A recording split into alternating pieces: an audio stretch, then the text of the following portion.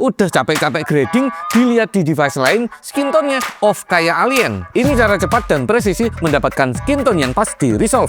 Tampilkan vector scope, show skin tone indicator, buka color slice, pencet Shift plus H untuk isolasi skin tone, atur hue skin tone, pastikan searah dengan garis skin tone, lalu atur density dan saturation sampai pas. Untuk akurasi warna saat color grading, layar Asus ProArt P16 ini sangat bisa saya andalkan. Udah OLED touchscreen dan delta E kurang dari 1. Delta E kurang dari 1 itu penting karena artinya tidak terlihat perbedaan warna antara apa yang dilihat langsung oleh mata kita dan apa yang ditampilkan layar. Akurat. Dengan sertifikasi VESA TrueBlade, layar OLED-nya menampilkan hitam yang beneran hitam, bukan abu-abu kayak display biasa.